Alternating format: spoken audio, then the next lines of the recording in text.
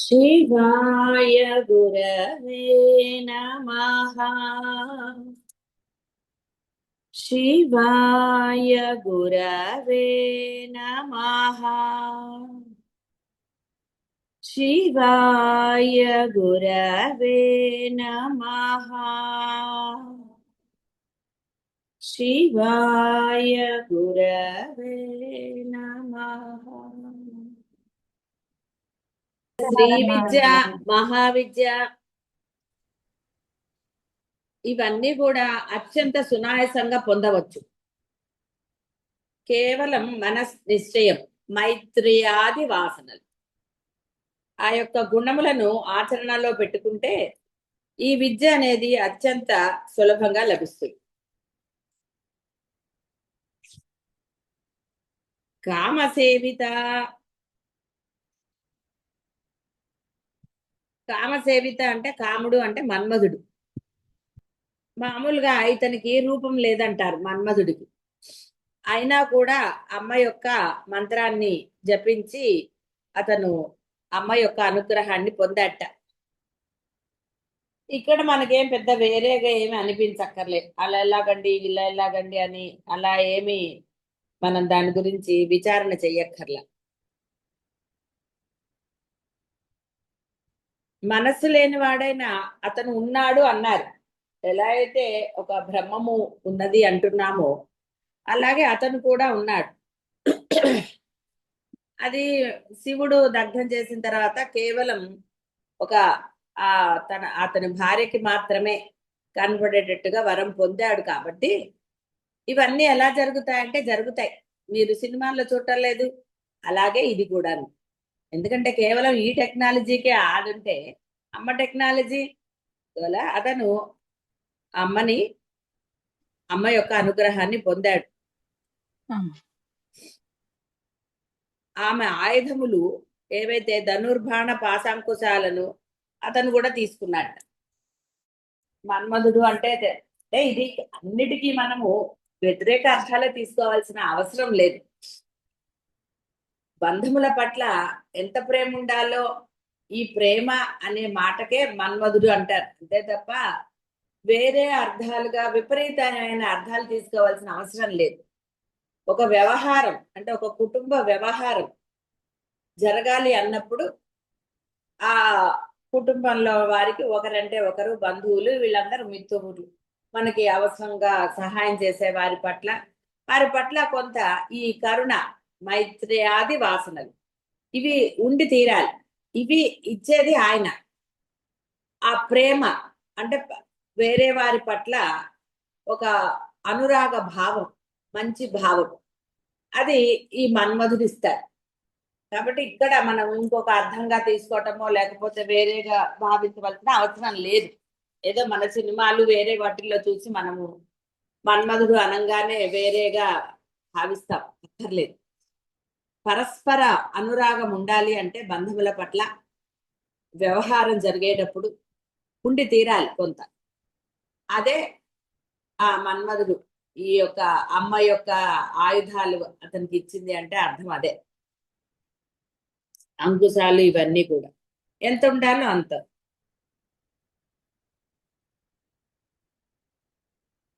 కామనాపరులకు సకల జీవులచే సేవించబడుతోంది కాబట్టి అమ్మ కాదు సేవిత. కోరిక అన్న అర్థాన్ని కూడా బాహ్యమైన అర్థాన్ని తీసుకున్నారు. అంటే ఎక్కడ ఇప్పుడు మనస్సు అనేది ఎవరికి కనపడదు. మీ మనస్సు మీకు మాత్రమే కనపడుతుంది. ఆ మనస్సులోని సంకల్పాలు అనండి ఏదండి, మనస్సు వేరు మీరు వేరు కాదు. అదే విధంగా ఆ యొక్క ఎలా అయితే మన్మధుడికి రూపం లేదు, అలాగే రూపం లేని ఆ మనస్సుతో ఆరాధిస్తే అమ్మ యొక్క అనుగ్రహం కలుగుతుంది.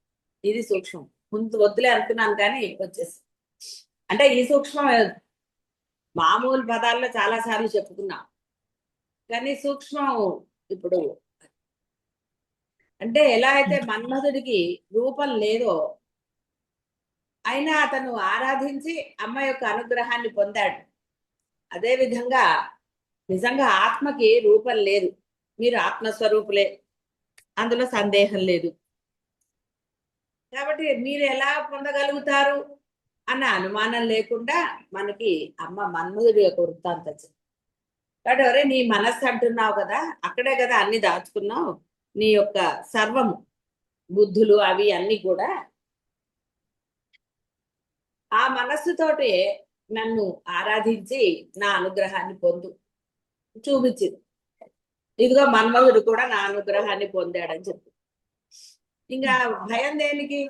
అలాగే మనకి సౌందర్యలహరిలో కూడా దవీయాంసం దూరం స్నపయ కృపయా మామపి శివే అనేనా అయం ధన్యో భవతి నచతే హాని హీయత వనేవా హర్మ్యేవా సమకర నిపాతో. చాలా చక్కగా అనిపిస్తుంది. అన్ని బాగుంటాయి అంటే అమ్మా నేను దుర్మార్గుడని అన్నా, నువ్వు నన్ను ఇచ్చేస్తున్నావేమో, నీ కడగంటి చూపు వచ్చాక నేను దుర్మార్గుడిని ఎందుకు అవుతాను?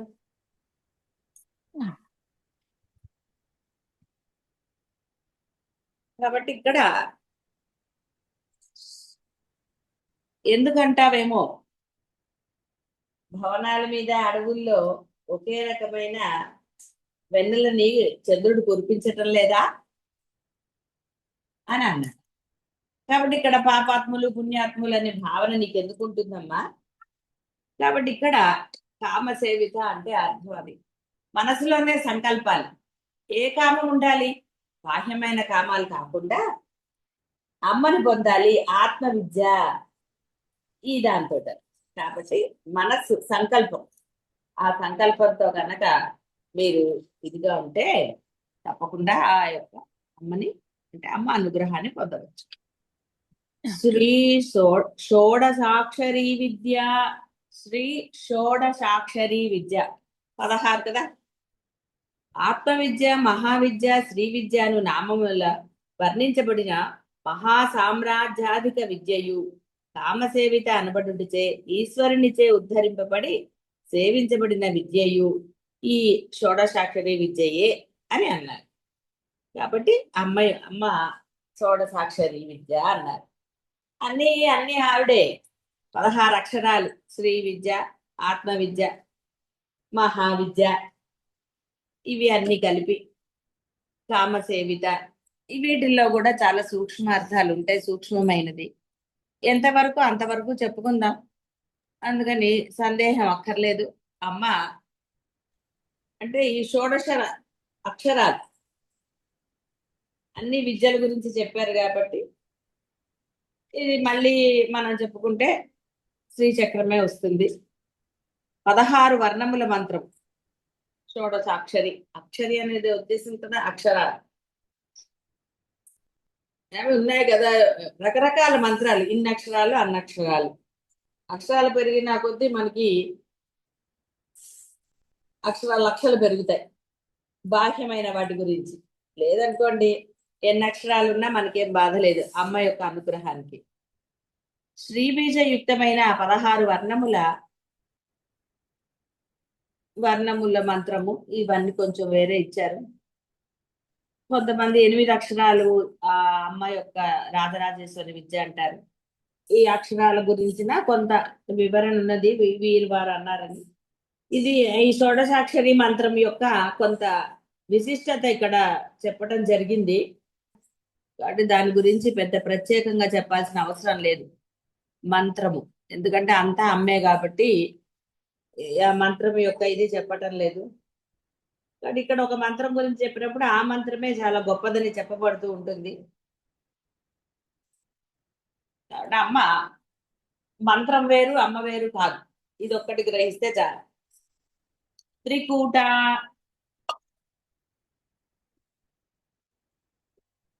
ఈ యొక్క షోడశాక్షరి మంత్రమందలి ప్రధాన బీజము శ్రీ అనేది ఉంది కాబట్టి త్రివర్ణ కూట బీజం ఒకట. శ్రీకి 3 అక్షరాలు కదా, స ర ఈ 3 అక్షరాల కలయిక శ్రీ. అంటే అక్షరం ఎలా ఏర్పడుతుందో తెలియదు కాబట్టి మామూలుగా మీరు శ్రీ అని పలికినప్పుడు అందులో 3 అక్షరాలు మనకి ధ్వనిస్తాయి, తెలుగు అక్షరాలు గుర్తుంటే.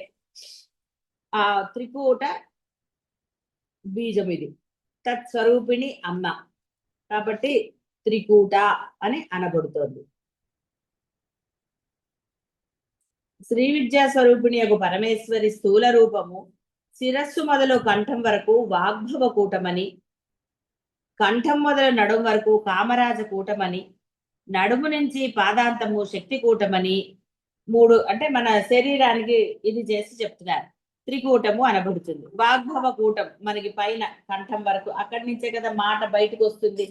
మాట బయటకు వచ్చి వ్యవహారం జరుగుతూ ఉంటుంది. మంత్రమైనా అక్కడి నుంచే రావాలి. అంటే సాధన అయినా ఏదైనా, అందుకనే శిరస్సు శ్రేష్టము ప్రధానమైనది అన్నారు. అది లేనప్పుడు నువ్వు ఏదీ చేయలేవు. తర్వాత కంఠం నుంచి నడుం వరకు కామరాజ కూటం, అక్కడ మనస్సు ఉంటుంది కాబట్టి ఆ మనస్సే కామరాజు. అంటే మీ సంకల్పాలన్నీ మనస్సులోనే జరుగుతూ ఉంటాయి. అది మంచా చెడ అనేది ఎవరి దీన్ని బట్టి వాళ్ళకు ఉంటుంది. కాబట్టి ఎలా అయితే ఆ శరీరాన్ని మూడు భాగాలుగా చేసినప్పుడు అది, తర్వాత నడుము నుంచి పాదాంతం వరకు అంటే శక్తి కూటం, అక్కడ అంటే మీరు ఒక కూర్చోవాలి అన్నా, స్థిరంగా ఒక ప్రదేశానికి జరగాలన్నా, ఈ కాళ్ళు అంటే నడుము, మనం మూలాధారం చెప్పుకున్నాం కదా, మూలాధారం స్థిరముగా ఇదిగా ఉన్నప్పుడే మీరు ఒక సాధనని చేయగలుగుతారు. వ్యవహారం చేయాలి అన్నా కూడా ఆ యొక్క మూలాధారము శక్తి, మూలాధారం నుంచే శక్తి అది మీకు లభిస్తుంది. కాబట్టి కిందదంతా కూడా, అందుకే కర్మకి సంబంధించింది అంటారు కాళ్ళంతా కూడా.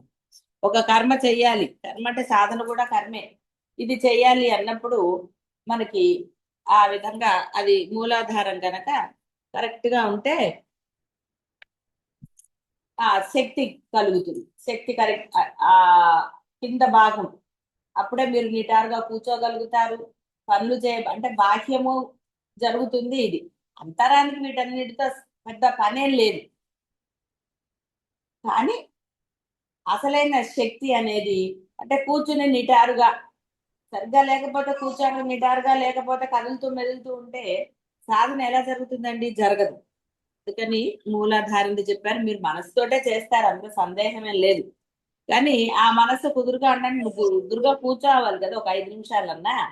అది అందువలన ఆ శక్తి కూటైక భాగం ముఖ్యమైనదని చెప్పటం లేదు. పడుకుని కూడా మనం చేసుకోవచ్చు, కానీ ఒక వ్యవహారం జరుగుతూ ఉంటుంది. ఒక సాధన నియమనిష్టలతో మనం చెయ్యాలి అన్నప్పుడు కొంత కూర్చోవటం అనేది జరుగుతూ ఉంటుంది కాబట్టి చెప్పాను. అంటే త్రికూటము, 3 కూటములు మన శరీరాన్ని చేసిన అమ్మ శరీరమైన అదే రూపం లేని ఆవిడ రూపం పొందింది కాబట్టి, సర్వ మంత్ర స్వరూపిణి అయిన పరమేశ్వరి కాబట్టి అమ్మ త్రికూట. కామకోటిక, కామేశ్వరునిచే ఉద్ధరింపబడి ఉపాసించబడిన కారాది అంటే ఆ కా అక్షరం నుంచి ఆది అగు మంత్రరాజమే మంత్రములకు అవధి. అమ్మకి ఇష్టమైన మంత్రాలు, కామేశ్వరుడే అవధి. అంటే అక్కడ ఆయనే ఉన్నాడు కాబట్టి అమ్మకి ఇష్టం. వాటికి అధిదేవతలు అనండి, ఏదైనా అండి మంత్రముల గురించి. కామ అర్థ ధర్మ మోక్షములను చతుర్విధ పురుషార్థములలో అవధియగు మోక్షమే స్వరూపముగా గలది. కాబట్టి ఇవి ఆవిడే, కానీ అవధి ఎండ్ దేంతో? మోక్షమే. కాబట్టి ఇవన్నీ ఉండొచ్చు, కామము అర్థ ధర్మము. కాబట్టి ఈ వీటి నుంచి అంటే కోరికల నుంచి ఆ అర్థము అంటే మన సంపాదించే వస్తువులు, ధనము, వీటన్నిటి నుంచి నెమ్మదిగా ధర్మాన్ని అంటే ఇవి. అయితే ఇక్కడ ధర్మానికి వెళ్ళటము అంటే ధర్మముతో కూడి ఈ కోరికలు ఈ సంపాదన ఉన్నప్పుడు ఒకదాని తర్వాత ఒకటి తీసుకున్నా నష్టం లేదు. తీసుకుని అయ్యో ధర్మంగా ఉండాలని బుద్ధి కలిగి ధర్మంగా ఉన్నప్పుడు, లేదా ధర్మంతో కూడి ఇవి చేసినప్పుడు మీకు మోక్షం లభించి తీరుతుంది. అందులో ఏమి సందేహం లేదు. అంటే అంటే ధర్మము ఎందుకు మూడోగా చెప్పారు అంటే, మొదట్లో ఆ యొక్క వయస్సుతో కూడి ఉన్నప్పుడు కొంత జీవుడికి కలగవచ్చుగాక ఆశ, కోరికలు ఉండవచ్చు సంపాదన మీద, అలా రకరకాలుగా. కొంత వయసు రాగానే వాడికి కాస్త బుద్ధి కలగాలి, అయ్యో నేను కొంత అధర్మంగా చేశానే, ఇంకా ధర్మంగా ఉందామని వాడు గనక ఎప్పుడైతే భావించి నిష్టగా ధర్మంగా ఉంటాడో, నాకెప్పుడు ధర్మం అన్నప్పుడల్లా ఎవరండి ఆయన గుర్తొచ్చారు మీ అందరికి? ఆయన ఆయన చెప్పేవారు. రామచంద్రమ్మ. ఆ రామచంద్రరావు శ్రీమంతనమ్మ. ఆ అసలు నిజంగా ఆయన ఏమిటండి, మీరు బట్టల వ్యాపారం అంటే అసలు ఎంత అంటే ఆయన చెప్పాడు, వాళ్ళ అమ్మగారు చెప్పారు, రే నువ్వు ధర్మంగా ఉండరా అని చెప్పారు. ఆయన అంత బట్టల వ్యాపారం చేసి కూడా అసలు ఎక్కడా కూడా ఆయనకి, ఎందుకంటే ఒక్కొక్క వస్త్ర వ్యాపారి కోట్లు గడిస్తాడు ఎంత ధర్మంగాను. నాకు ఎప్పుడూ భలే గుర్తుంటుంది, తల్లి చెప్పింది అంతే, ధర్మంగా సంపాదించండి అని. అలా అంటే చూడండి ఆ ధర్మానికి, అంటే ఆయనకి మోక్షం లభించలేదు అనడానికే లేదు అసలు. ఎందుకంటే ఆయన ధర్మ సంపాదనతోటే ఉన్నారు. ఆయన యొక్క అనుభవాలు మీ అందరికి నేను చాలా సార్లే చెప్పాను, కాబట్టి అందులో మనకు సందేహం అక్కర్లేదు. ఆయన ప్రవర్తన కానివ్వండి, ఆయన ఇది కానివ్వండి, మీ అందరికీ తెలిసిందే. కొత్త వాళ్ళకి తెలియదేమో, ఈసారి ఎప్పుడన్నా చెప్తుంది. అలా ధర్మంగా ఉన్నప్పుడు మోక్షం లభించి తీర్చు. కాబట్టి ముందు జీవితం ఎలా గడిపారో అనేది పక్కన పెట్టేయండి. కనీసం తెలిసిన తర్వాత అయినా సరే, అంటే ఈ మానవ జీవితం ఎందుకు లభించిందో తెలిసిన తర్వాత కూడా ధర్మంగా ఉండకపోతే ఏమిటండి ఉపయోగం? కాబట్టి చతుర్విధ పురుషార్థములలో అవధియగు మోక్షమే స్వరూపము, మోక్ష రూపిణి అని భావము. కటాక్ష కింకరీ భూత కమలాకోటి సేవిత. కటాక్ష వీక్షణ మాత్రమున కింకరులుగా చేయబడిన లక్ష్మీనామ వాచ్యలకు అతి సంఖ్యాక కమలా గణములచే సేవించబడు. కింకరులు అంటే సేవకులని అర్థం. కింకరులు అనగానే వాళ్ళు ఏదో రాక్షసులుగా మనం భావించక్కర్లేదు. కింకరులు అంటే అసలు సేవకులు అని అర్థం. కేవలం చూపుతో కటాక్ష వీక్షణాలు, కటాక్ష వీక్షణాలు అంతేగాని సీరియస్ గా కాదు. పని వాళ్ళ వైపు సీరియస్ గా చూస్తారు, అలా కాదు. కరుణాపూరితమైన చూపులతో వాళ్ళ చేత సేవలు చేయించుకుంటారు వాళ్ళు, వేరే ఏమీ లేదు. అతి సంఖ్యాక కమలాగణములచే సేవించబడుతుంది. పరమేశ్వరి తన ఉపాసకులకు లక్ష్మీ కటాక్షం కలిగింప చేయుటంతో ముఖ్యముగా సూచించబడుతుంది. ఇంకొక అర్థం ఏం చెప్పారు? తన ఉపాసకులకు లక్ష్మీ కటాక్షాన్ని ఇస్తుంది అంటే సర్వ సంపదలు అనేది, సర్వ శుభములు, సర్వ సంపదలు. ఏది అవసరం అది. ఇక్కడ మనం ఎప్పుడు కూడా లక్ష్మీ కటాక్షం అనగానే కోట్లు అలా ఉంటాయని ఎప్పుడూ భావించరాదు. నిజంగా సూక్ష్మంగా మాట్లాడితే అర్థము నిత్య తృప్తి కలిగిస్తుంది. తృప్తి ఎప్పుడండి? అన్ని చక్కగా ఉన్నప్పుడే కదా తృప్తి కలుగుతుంది, ఉన్నదాంతో. కాబట్టి నీకు ఎక్కడ ఎప్పుడు ఏ అవసరమో ఆ అవసరాన్ని ఆవిడ తీరుస్తుంది. అది అసలైన లక్ష్మీ కటాక్షం. అంతేగాని బ్యాంకులో ఎన్నింటే మటుకు ఏం లాభం అంటే, అవసరానికి ఉపయోగపడింది డబ్బు బ్యాంకులో పెట్టాలంటే మళ్ళీ రూల్స్, చెక్ సంతకాలుగా ఇన్ని ఉండాలి కదా. అవుతుంది. ఎంత క్రెడిట్ కార్డు ఉన్నా తీసుకెళ్లి క్రెడిట్ కార్డు వాడాలి కదా, వైపు చేయాలి, ఇలా రకరకాలు. అంటే అర్థం ఏమిటి అంటే, నీకు ఎప్పుడు ఏ అవసరమో ఆ అవసరానికి తగ్గ ధన సహాయమా, వస్తు సహాయమా, మనిషి సహాయమా, ఏది జరగాలో ఆ సిచ్యుయేషన్ కి అవి నీకు ఆవిడ అనుగ్రహిస్తుంది. నీ యొక్క ఆ మనసులో అయ్యో ఎలాగా అని కూడా రాకుండా భవానిత్వం దాసేలాగా ఆవిడ, నీకన్నా ముందే ఆవిడకే తెలుసు నీకేది వస్తుంది.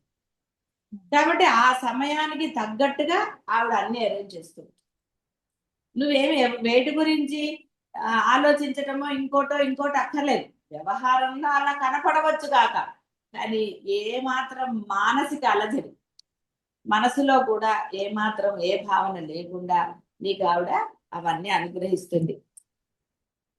అమ్మ అతి సంఖ్యాక యోగిని గణములచే సేవించబడుతుంది. కాబట్టి కమలాకోటి సేవిత. శిరస్థిత శ్రీచక్ర శిఖరమున బిందు స్థానములను, ఉపాసకుల శిరస్థానమున గురుపాదుకా రూపములను పరమేశ్వరి భావించబడుతుంది. కాబట్టి పరమేశ్వరి శిరస్థిత.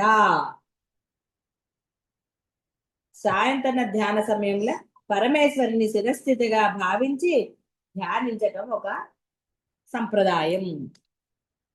అంటే ఆ సహస్రారం మీద అమ్మ యొక్క పాదములను పెట్టుకోమని, అంటే నెత్తిన పెట్టుకుని అంటారు చూసారా, ఆ విధంగా అమ్మని భావించాలి. అంటే అంతా అమ్మే కాబట్టి ఈ దేహం ఇచ్చిందే ఆవిడ కాబట్టి ఈ దేహానికి అంటే ఈ దేహము ఒక ఏం చెప్పాలి, మళ్ళీ అమ్మగా మారడానికి ఎవరి పాదాలో నెత్తిన పెట్టుకుంటే అవదు, కేవలం అమ్మ యొక్క పాదాలే. ఆ పాదాలు శిరస్సున ధ్యానించి తీరాలి. మీరు దైవారాధన చేసినప్పుడు ఈ విధంగా ధ్యానం చేయాలి. ఎక్కడో ఉన్నాయని కాదు, హృదయంలో భావించవచ్చు, కంఠస్థానాల్లో ఆజ్ఞాచక్రం చక్రాల్లో భావించవచ్చు. అయితే వీటన్నిటికీ కూడా మించినది ఆ యొక్క శిరస్సు మీద అమ్మ యొక్క పాదాలను ధ్యానం చేయాలన్నారు. అయితే ఇక్కడ ఈ నామంలో ఇది చెప్పి వేరే నామంలో ఇంకోటి కూడా చెప్పవచ్చు. అంటే ఇక్కడ అర్థము ఏమంటే వీళ్ళు ఇన్ని రకాలుగా చెప్పారు అంటే, అరే ఉన్నదంతా అమ్మేరా, నువ్వు ఎక్కడ ధ్యానించినా పర్వాలేదు, కానీ సర్వశ్రేష్టమైన ఆ యొక్క శిరస్సు మీద మటుకు ఆ అమ్మ యొక్క పాదాలే. పాదాలకి నమస్కరిస్తేనే కదా ఆవిడ అన్ని తీరుస్తానంది, అంతేగాని ఆవిడకి అదే ముద్రలు అవన్నీ లేవు. కేవలం పాద నమస్కారం చేస్తేనే అనుగ్రహిస్తానని చెప్పింది ఆవిడ. ఆవిడ చెప్పలేదు ఆ పాదాలు చేసేసాయట, ఆవిడ విడిగా ఏమి చెప్పలేదు. కాబట్టి అమ్మ యొక్క ఆ పాదాలని అక్కడ భావించాలి. ఇక్కడ అర్థం ఏంటి అంటే, మీరు పాదాలని భావన చేస్తే చాలు అని అర్థం. మామూలుగా కళ్ళు మూసుకున్నప్పుడు వేరే చక్రాలు కనపడటం కొంచెం కష్టం, అందుకని బిందు స్థానం అని ఇవన్నీ శ్రీచక్రంలో కూడా ఇలా ఏవో ఉంటాయి తల మీద అది కానీ, అవన్నీ మనకు అన్ని ముద్రలు అక్కర్లేదు. కేవలం అమ్మ యొక్క పాదాలను మనము భావన చేస్తే చాలు. చంద్రనిభా శిరస్థిదేవు పరమేశ్వరి చంద్ర సమాన కాంతి గల దానిగా భావించి ధ్యానించాలి. చంద్రకాంతి అంటే ఇది కొంత మనం సూర్యకాంతిని భావించలేం కానీ చంద్రకాంతిని కొంతగా భావించవచ్చు. బ్రహ్మరంధ్ర అధోభాగమున సహస్రార స్థానమున సుధాసింధు స్థానమున పరమేశ్వరి చంద్ర సమాన కాంతి కలిగి తేజరిల్లుతూ ఉంటుంది. ఇవన్నీ కూడా అంటే పొద్దున సాయంత్రం కూడా ధ్యాన సమయాలు చెప్పారు కదా, బ్రహ్మ ముహూర్త కాలము, సాయంత్రం సంధ్యాకాలం. ఇప్పుడు అవి ధ్యానానికి చాలా అనుకూలమైన, అయితే ఇప్పుడు కాదు, ఈ రోజుల్లో కాదు, పూర్వకాలము ఈ లైట్లు ఈ గోళ లేనప్పుడు అన్ని పక్షులు కూడా వెళ్ళిపోయేవి ఆ యొక్క వాటి స్థానాలకి. ఆ ప్రపంచం అంతా అంటే బాహ్యంగా అంత రణగుణులు ధ్వనులు లేకుండా చాలా ప్రశాంతంగా ఉండేది. అందరూ పనుల నుంచి ఇళ్లకు వచ్చేసేవాళ్ళు, పొలం పనులు ఇవే కదా ఉండేవి కాబట్టి అలా ఆ సమయము అలాగే పొద్దున పూట బ్రహ్మ ముహూర్తం కూడా చాలా ప్రశాంతంగా, ఈ మనస్సు కూడా అప్పుడు లౌకిక వ్యవహారంలో కాబట్టి వాళ్ళు అప్పుడు పనులు చేసుకుని ఇంటికి వచ్చేసేవారు కాబట్టి వాడికి ఏ బాధ లేకుండా ఉండేది. సంధ్యా సమయం ఇవి, అందుకని అప్పుడు మనకి చెప్పడం జరిగింది. ఇప్పుడు అసలు సంధ్యా సమయం ఎవరికి తెలీదు కాబట్టి ఈ విధంగా ఆ యొక్క సమయంలో ధ్యాన సమయ, అందుకని తీసుకోవాల్సింది ఏంటి అంటే ధ్యాన సమయంలో ఆ విధంగా భావించాలి అన్నారు. సరే ఇప్పుడు ఆ విధంగా భావించడం అనేది కుదరచ్చు కుదరకపోవచ్చు, అసలు అంతా అమ్మాయి అయినప్పుడు మళ్ళీ విడిగా ధ్యానం ఏమీ లేదు. అందుకే మీకు సాధనలో రూపం చెప్పబడలేదు, నామరూప రహిత స్థితినే ధ్యానం చేయమని చెప్పడం జరిగింది. కాబట్టి ఆ విధంగా అమ్మని రూపరహితంగానే ధ్యానం చేసుకోవటం ఇక్కడ ఒక పద్ధతి ప్రకారంగా చెప్తున్నారు. కాబట్టి అమ్మని ఆ చంద్రకాంతి అంటే అంత ప్రకాశంతో చేయమన్నారు. అక్కడ రూపం ఉంటుంది, ఆ ప్రకాశం చూసినప్పుడు రూపం కనపడదు మనకి. అందువల్ల చంద్ర నిభా, నిభా అంటే కాంతి, హాలస్థ హాల ప్రదేశం అంటే ఆజ్ఞా చక్రం, సహస్రారం అయింది కదా. ఆ సహస్రారం అంటే మీరు బయట ఊహించుకోకుండా, అంటే ఈ నెత్తిలో ఆవిడ ఉందని, ఈ శిరస్థానమే శ్రేష్టమైనది, అక్కడ ఆవిడ పాదాలు. తర్వాత ఆజ్ఞా చక్రం లలాట స్థానం. కాబట్టి ఉపాసకులు ఈ ఉదయకాల ధ్యాన సమయంలందు పరమేశ్వరిని ఇక్కడ ధ్యానం చేస్తారు. అంటే ధ్యానానికి కూడా కొన్ని పద్ధతులు ఉన్నాయి కదా, మెడిటేషన్లు అవి ఇవి, కాబట్టి ఆ విధంగా మనకి చెప్పారు. మన ఆజ్ఞా చక్రంలో అమ్మ ఉంటుంది అని అక్కడ కూడా ధ్యానం చేయవచ్చు. ఇంద్రధను ప్రభా, ఇంద్రధనువు నందువలే వివిధ వర్ణముల కాంతి గలది. ప్రాతకాలమున ఉపాసకులు పరమేశ్వరిని ఆ స్థానంలో భావించి, ఈ లలాట స్థానంలో, అంటే ఇక్కడ ఇందాక శిరస్థిత అన్నప్పుడు ఆ చంద్రుడి కాంతితో ఉందని చెప్పారు. ఇక్కడ మనకి ఆజ్ఞా చక్రంలో రకరకాల, అంటే మన ఇంద్రధనస్సులో 7 రంగులు అంటాం మనం, కానీ ఇక్కడ అట్లా సేమ్ అలాగే అనక్కర్లేదు, వివిధ వర్ణములు అన్నారు. అందుకని ఆ కాంతిమయ శరీరంతో ఉంటుంది ఆవిడ స్థానంలో భావించి ఉపాసించాలి. ఉపాసించేవాళ్ళు అంటే ఒక్కొక్కళ్ళకి ఒక్కొక్క విధంగా అనుకున్నాం కదా, ఆ విధంగా సాధనలో ఒక స్థాయికి వెళ్ళినప్పుడు సహజంగా కాంతి కనపడాలి.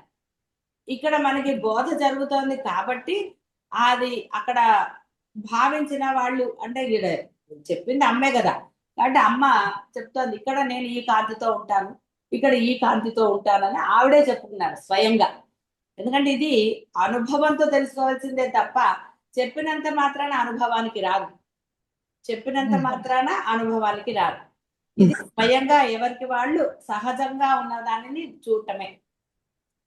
కాబట్టి ఇక్కడ ఆ విధంగా అర్థం చేసుకోవాలి, అనవసరమైన కష్టాలు పడకూడదు. మాకు అది కనపట్టలేదండి అని మీరేమి దిగులు పడక్కర్లేదు. అంటే ఇక్కడ అగ్నిదేవుని తేజస్సుతో పోల్చారు. అగ్ని స్వరూపిణి ఈవిడే అని. అర్ధమండల అంటే మన పాలభాగం అమ్మది అర్ధచంద్రుడితో పోలుస్తారు. మనకి లలిత సహస్రనామంలో కానీ వేరే చోట కూడా చెప్పినప్పుడు ఆ అమ్మ యొక్క నుదురు ఇలా వంపు తిరిగి అనుబొమ్మల వరకు, లలాటం అంటే తెలుసు కదా అందరికి, అర్ధచంద్రాకారంలోనే ఉంటుంది. కాబట్టి ఆ అర్ధచంద్రాకారంలో ఆ అమ్మ యొక్క, అంటే ఇంద్రధనస్సు కూడా అలాగే ఉంటుంది కదా, అంటే ఇంద్రధనస్సు అర్ధమండలాకారముగా ఉంటుంది అని చెప్తున్నారు. కాబట్టి అమ్మ యొక్క, అంటే ఒక్కొక్క భాగంలో అమ్మ ఎలాంటి కాంతితో ఆవిడ ఉంటుందో మనకి చెప్పటం జరుగుతోంది. వీటన్నిటికన్నా ముఖ్యము రూపంగా భావించకుండా నామరూపరహిత స్థితి ఏదైతే మీరు ఇప్పుడు ధ్యానం చేస్తున్నారో అదే విధంగా ధ్యానాన్ని కొనసాగించండి. సాధనని కొనసాగిస్తే ఈ యొక్క మానవ జన్మకి సార్థకత, అంటే ఆత్మ విద్య లభించి తీరుతుంది అత్యంత సునాయాసమని. ఒక మాట అమ్మ చెప్పినా వేదం చెప్పినా ఏది చెప్పినా అందులో అసత్యం అనేది ఏమాత్రం ఉండదు. అసత్యం ఉన్నది అంటే మీ ఆచరణలోనే. కాబట్టి ఆచరణ పెట్టి చక్కగా ఆ యొక్క అమ్మ అనుగ్రహాన్ని అనండి, పరబ్రహ్మ అనుగ్రహం అనండి, లేదా అహం బ్రహ్మాస్మి స్థితిని పొందండి. శుభం భూయాత్.